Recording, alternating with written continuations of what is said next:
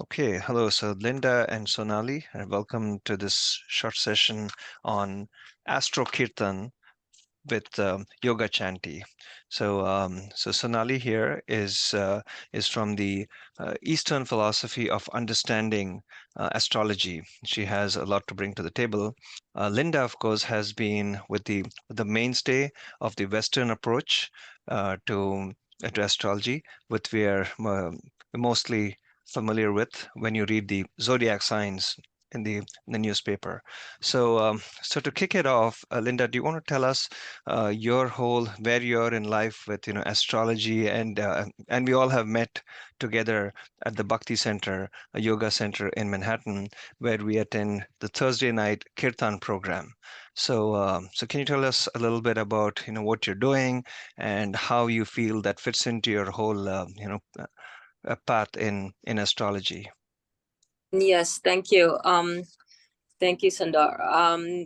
So now, at this point, I've been, I would say I wouldn't call myself an expert in astrology, but it's been a lifelong passion of mine to read as much as I can about astrology and Mm-hmm. dive deep into the houses in astrology, what they mean, transits, what the current map of the sky is and how it Mm-hmm. relates. Um, and I uh, I've been coming to the Bhakti Center for about 10 years, but Okay. just recently, very recently, started learning a little bit about Vedic astrology, Mm-hmm. um, and which is different than Western astrology, but um, it's very fascinating and really like to develop that. Mm-hmm. Um, Mm-hmm. but as far as Western astrology, um, I feel it's given me a lot of it's directed me in a lot of ways. Okay. uh just the current map of the sky, as I was speaking of it, it's whatever's going on astrologically Mm-hmm. at this moment in time. I like to look at my present chart and see how it's affecting certain areas of my life. Mm-hmm. And this month is a very big month because we have two big um, sign changes in Pluto and Saturn. Okay. Um, one being I'm sorry, Pluto has been in the same sign for like over 10 years, over a decade. I And see. it's going to change signs in about maybe about a week from now.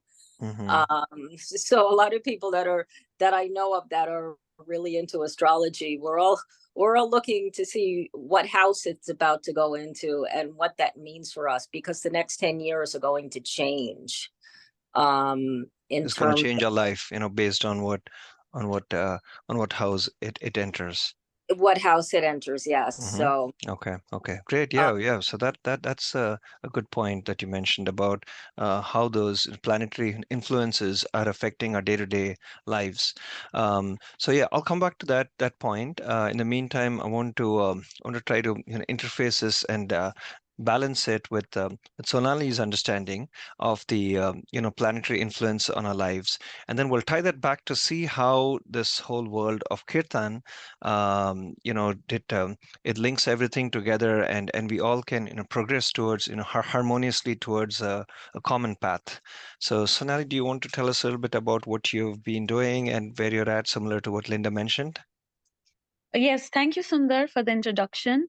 So, as Linda was saying, astrology, she is more of a ardent follower of Western astrology, and Mm-hmm. I'm more kind of weighing in on the Eastern or the Vedic astrology. But I think intrinsically, they are both married together. And Mm-hmm. I want to add one note which has stuck to me for the past many years, and that is that astrology in the Indian language uh, translates to Jyotish, and Jyotish Mm-hmm. based on, what the ancient sages have said. It's the ancient knowledge that is similar to Bhagavad Gita in our Krishna consciousness. It's been actually given to the saints, been handed to us by the saints, by the gods themselves. And the reason why they gave us this divine knowledge, it's divine knowledge, is for us, as Linda was mentioning, to navigate the challenges, the kind of navigate the journey, just like we look at MapQuest, just like we figure out how much is time it's going to take us for us to get from point A to point B. Jyotish is that divine knowledge which recognizes that everyone's journey is different. You cannot use a one size fit all approach.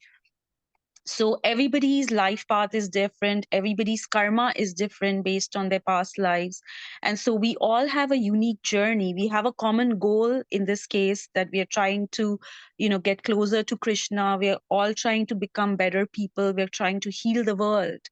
And I'm very passionate about astrology because the one thing I've learned from astrology is it actually gives you the power, if you follow it with the same kind of dedication that you follow God. If you follow it, if you have faith in it, if you have faith in the higher divine power, you can heal yourself of all the negative energies, negative past karma. And through that process, by healing yourself, you can heal other people around you. And Oh, that nice. is, as Okay. you were mentioning, Sundar, the very strong parallel that I have found between ISKCON and between my passion for astrology is that when I go to the temple and when I chant over and over the name of Krishna again, I feel that it actually has some like genetic mutation. Like it actually changes the way you feel, it changes the way you react to situations. And the same thing I read in astrology, that if you keep chanting with devotion, you cannot just chant and expect something in return, but if you do it with devotion and surrender, it actually calms down all the cells in your body, all the negative got sort of cells and reactions in your body, and it takes you to a divine Yeah. level of consciousness. So Yeah, this is that's something why I've I'm very passionate about astrology, and I hope that you know Linda right. and I can spread the word uh, and just get people closer to healing themselves. Yep, yep. This is something that I've heard about this astrology. I mean, Kirtan and the Mhm. influence of it. You know, changing our fate. So, Mhm. so yeah, that's a good point you bring up, Sonali. Linda, have you heard anything about that in the Western approach? Is that something that rings true for you as to Kirtan being able to change our lines of fate and the astrological influences, which kind of from my understanding, I think it predestines our fate. So, so what do you have any inputs on that? You're probably gonna need to get unmuted, Linda. I think you're on mute there. Let's see if I can. Sorry. Yep, there you go. Thank you. Yes, in terms of Kirtan and the effect on Western astrology, is that question? On us as in our because astrology is based on the fact that you have certain the planetary influences decide um, our fate in some ways because they cause us to behave like in certain ways.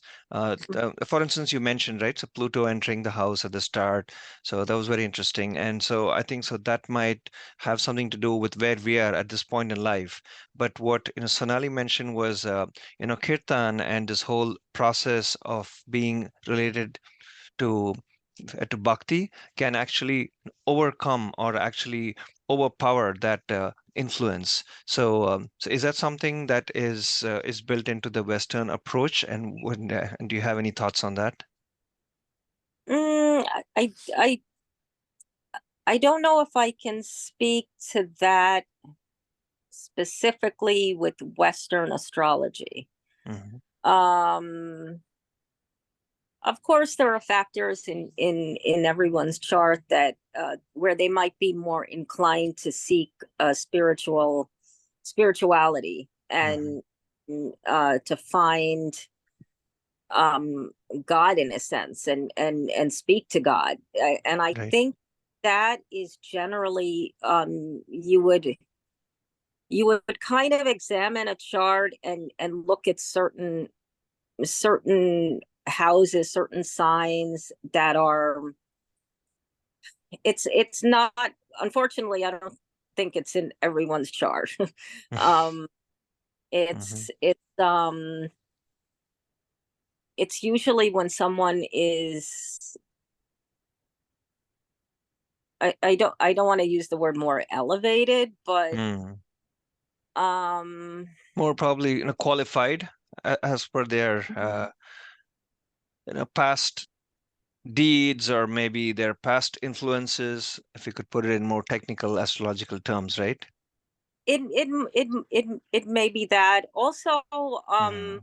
We tend to look at the south node of some chart, Okay. to see what kind of energy and influence they came out of, which is kind of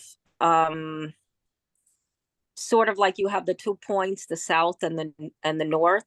And while in this lifetime you should be aiming for the north because you're kind of done with the south nodal influence, but at the same time that's very familiar to you, and Ah, it's that's nice. Okay. Okay. yeah, That was a great point you said about south and north.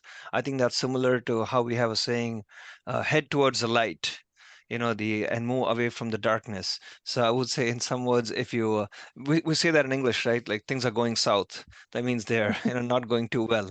So heading towards the north would be probably analogous to searching out for the light. And I think that's a great point. And then the other one, before I forget, is you mentioned where in some people's chart itself there is a provisioning for the fact that they are going to be associated and a seeker of God in some ways. So that makes sense because that brings the two together, what Sonali mentioned about kirtan and this whole process like of bhakti, bringing the best in a person, and you saying that that also is a part of their chart, the fact that they are able to be closer to God in that aspect. It could be praying in a church. It could be reciting some hymns or prayers, and as we know it could even be the process of bhakti where you sit in a kirtan. So yeah, I mhm, thought that was a good point. yes. um yeah, they're also, again, you have to look at the individual's chart, but it may be that you came from many lifetimes of living in monasteries, or Mm, living in, living as a monk, or living as a highly, you might be more exalted than you even know, because mhm. you could go into a church or someplace like that and feel like you've lived in that environment before. You And go you walk into a church and you feel like, haven't I been here before? This sounds familiar. It seems familiar. So that's a yeah, good point. Yep, yeah. So yeah, with that being said, Sonali, coming back to you. So to tie these things together, there was an excellent analysis by Linda, and that actually is a revelation for me personally because I never thought of it like that. That the fact that we can be on this path itself is also predestined in some ways, and one of our astrological influences of our own chart. So yeah, I'm sure we'll delve into all these great, interesting topics in detail in the coming future sessions. But one final point about like a topic for this introductory session could be the fact of purifying our own house. And we were having a chat earlier, and Sonali, you mentioned a point about chanting some mantras to purify your own house. So can you elaborate on that a little more? Sure, Sundar. So, the one thing I just wanted to add before I dive into it is the one thing as Linda was saying, that, people can be different parts in their journey. towards evolution or towards being elevated in the search of God. And the basic premise of astrology is that certain events happen in your life to force you to be think in a more elevated way. So it's not like, like for the example she gave of, Saturn is changing the sign, Pluto is changing the sign. They all have different effects on different people based on your past karma. But the premise of astrology is that no planet is actually bad for you, and no planet is actually trying to harm you. They're just trying to nudge you further along the path of being thinking in a more elevated way, thinking a little bit outside of yourself. So the moment Okay. you recognize that, you will automatically take steps, or you will become less inimical. And the moment you flow along with the energy of the universe, the universe will actually help you in moving along your journey. So Nice. yeah, and so I think the one of the ways of helping the universe help you is actually, like I said, purifying your environment. But to be honest, there are three levels of purification, which I believe I read in one of the astrology books, and it's actually very, very simple, and it's very, very deep. If you to follow in your everyday life, and it's helped me tremendously, so I'd like to share it. The first level is your body. So it's and your what you and basically what you eat or what goes inside your body affects your mental thinking, and it affects how elevated you can, what kind of elevated thoughts you have, and how further you can get along in your journey of spirituality. So, the first rule of thumb is to always be very, very conscious of what you're eating. Eat like good quality. I've always tried to eat. I'm a vegetarian, and that's why Krishna consciousness. That's why I was saying that Krishna consciousness has a strong parallel with astrology, because the second house, I've been reading about this for a long time, and it actually helped me with my money matters a lot. So the second house is actually a house in astrology which is related to your family, but I it's see. also related to your mouth area. So what you ingest, and it's also related with your money. So So, the so you are moment what you eat, basically. exactly, and you also there's this very beautiful thing in astrology that if you start eating right, if you are vegetarian, you're not harming other animals, you're not harming the other forms of living beings around you, you're actually rectifying your karma. And that way, the universe gives you more money because you're not harming other human beings around you. It gives you more resources in general. So Okay. that's where the strong parallel between, the Bhakti Center making emphasizing on eating sattvic food, on always offering that food to Krishna, it's actually very powerful because it's all related to your psyche. So that's one level of purification.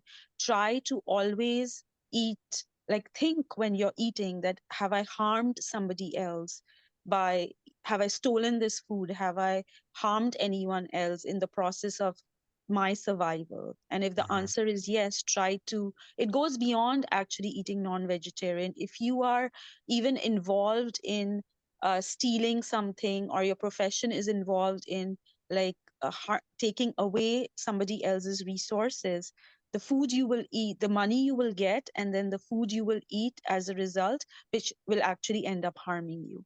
So it's a very deep consciousness. So always eat pure food, sattvic food, and try to offer it to Krishna, because then it has the effect of medicine. It can actually heal a lot of negative energies in your body because you've offered it. It's like the placebo effect, which they call in medicine. You think you're taking medicine, and so it psychosomatically heals you of a lot of, it's beautiful, the power of it. So It acts that's, without you knowing it. It does yes, its wonders without exactly. it. Okay, so Yeah. that's number one. So So that's the purifying second what house, we that's eat. purification. And then the second part of the purification is to do with your body. the external part. That was the internal part of our body. The Mm-hmm. second part is the internal part, the external part, sorry. Mm-hmm. So always you should always wear well washed clothes, even if they're not the most expensive clothes. You wear clothes that are clean. Mm-hmm. You always have to clean your body before doing anything auspicious. And you always have to like kind of maintain a clean sort of aura around you. And Mm. that leads into my third point, which is the immediate surrounding you're in. So that's why, just like in the Krishna tradition, you're always supposed to keep your temple clean. And most devotees I know have like some sort of a picture or a corner in their house which they dedicate to Krishna or whichever god they believe in. And that has tremendous power in astrology, because that's a center. You're creating a center in your house where you can sit and meditate, and you can sit and bring the positive vibrations. So it's a little bit of something positive that you do every day, and that has a lot of effect on your day to day. So I learned about the power of meditation through honestly through astrology and through Krishna both, because when you sit down and you close your eyes and you turn the whole world, kind of you void out or you black out the whole world, and then it's just you and Krishna.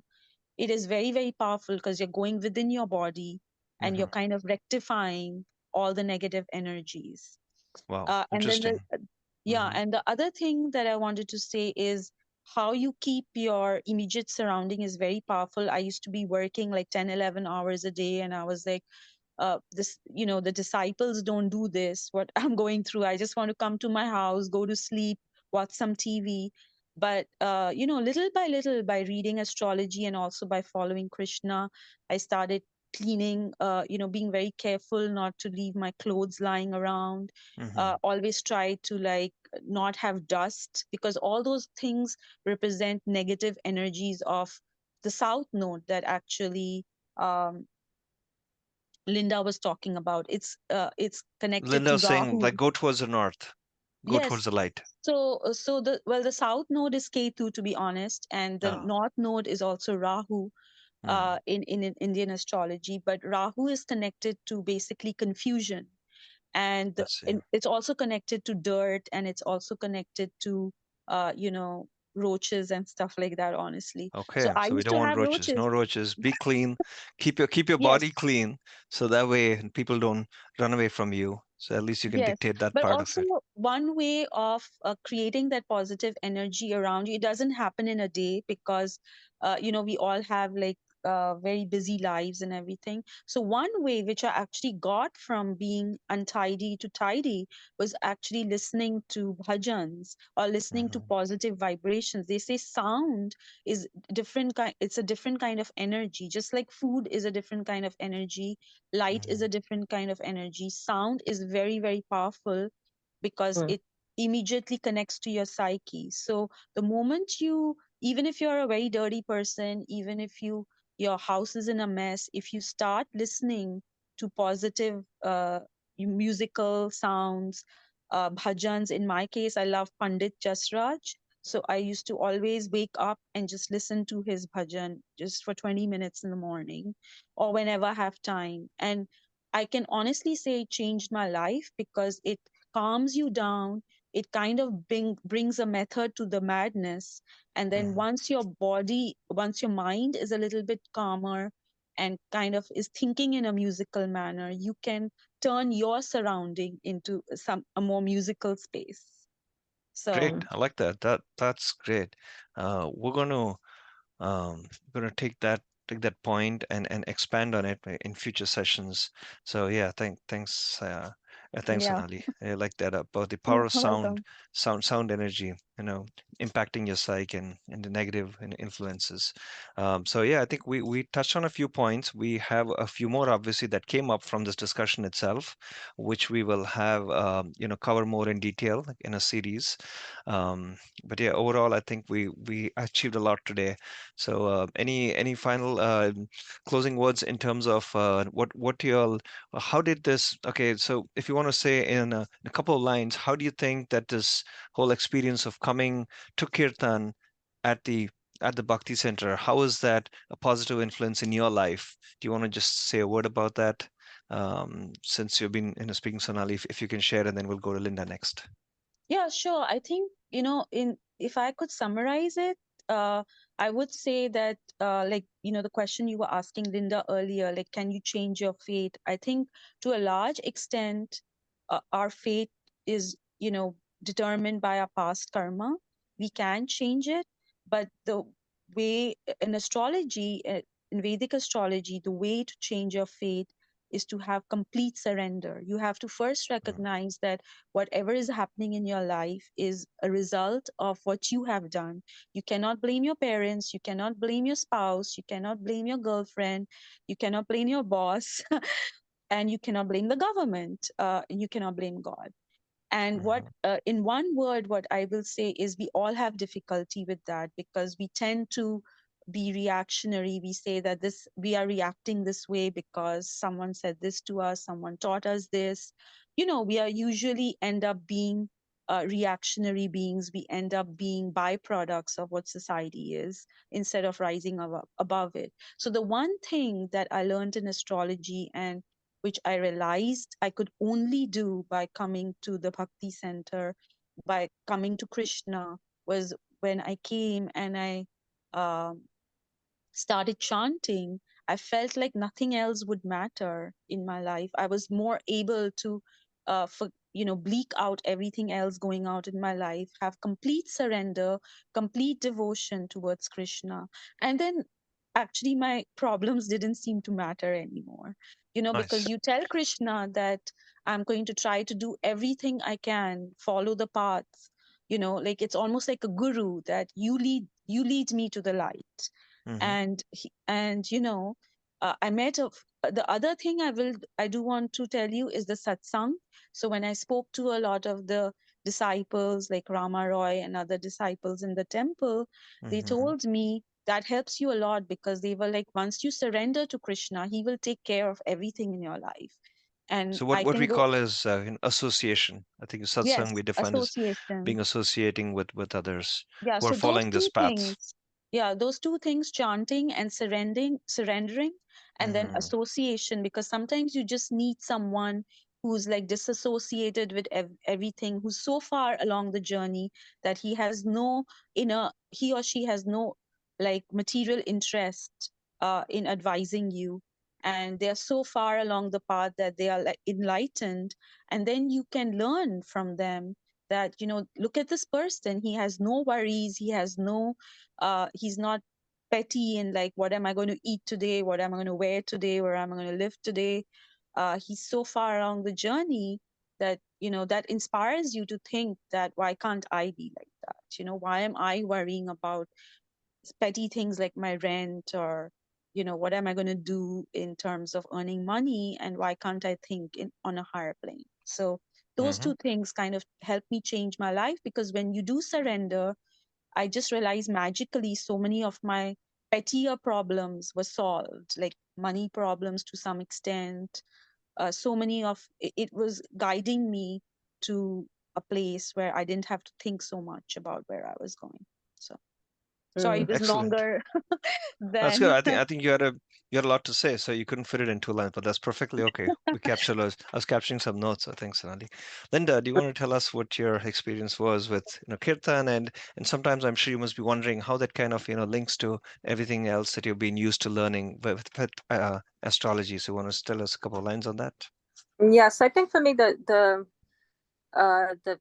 kirtan has just been so powerful and heart opening, and really sound vibration is so, I mean, it's I can't even really describe it. It's it's kind of like how you see a beautiful color and you're like, it can change your mood, it can change your outlook, it can inspire you, it can um it can just open up your whole being just by seeing a beautiful color, at least for me, like that's how it's color. um so imagine what sound vibration is doing. It's getting through to like layers and layers and layers of um different parts of yourself, maybe unawakened parts, and uh, parts that you forgot about, and like it digs deep, you know and I just feel that the more I chant and the more that I listen to kirtan, it's just it's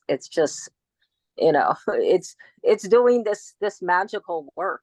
um and going just I just wanted to bring up a point that Sonali touched upon before, that really made me think, is that there's no such thing as a bad planet. And I love that because um especially in Western astrology, we run from certain things. Like we're very say for instance, like if there's a retrograde, like a Mercury retrograde, which is like the minute you hear it's about to go retrograde, you start freaking out because you think Mercury is the planet of communication, so it's like you might start thinking, I'm retrogressing. yeah, Mercury. Here's Mercury, run away. run away, exactly, run for the hills. So there's that. And then when you hear about Saturn returns, and Saturn is like this it's like the father, but it's like the stern father, the kind of the mean father, Oh, not the someone nice. who likes to create trouble. Yes, kind of, but it's kind of like makes you more structured. So say for instance, if if you're going through like a 10-year period of something, he's going to work on you very slowly, and by the end maybe you'll master something. So it's like all those struggles along the way, it's like at the very end you have something to show for it. So it's I see. being a good thing, but it doesn't feel like it while it's happening, it doesn't feel like that. So yes, just to that point that there's no such thing as a bad planet. Sometimes you No have to bad planet. yeah, you have to work with the energies of that planet. Just like there's no bad crystals. People a lot of times they ask, is this crystal bad if I wear it? If will something happen to me? It's like there's no such thing as a bad crystal. It's Yeah. kind I of remember my grandmother, she gave me some crystal ring to wear, and then I was wearing it, and then some people said that this is not the best ring to wear. So I forget, it was blue or yellow or something, and there was another one, and finally she gave me one that was I deemed safe because it actually had all 9 of them. It was called a Navaratna. So here you go, here's your Something will work. yeah, something's gonna work and offset it. So do your magic. Here's all 9 of them. Here's my power. yeah, yeah. Maybe there's something that will work better for you, but it's not like bad. And in and of themselves, they're not bad. It's just that maybe there's something that might work better for you. In combination with something, with what we are. So, yep, that makes sense. Yeah. Yeah, just like you walk into a pharmacy, you're obviously not going to start taking medicines at random. There's going to be some particular thing that works for you, and the rest are not going to at that point. So, yeah, that makes sense. All right, thank you. So with that note, we will conclude here for today for the session. It's been an immense and enlightening experience, as well as very pleasant and fun, speaking to the two of you. So I will pause at this stage. Thank you.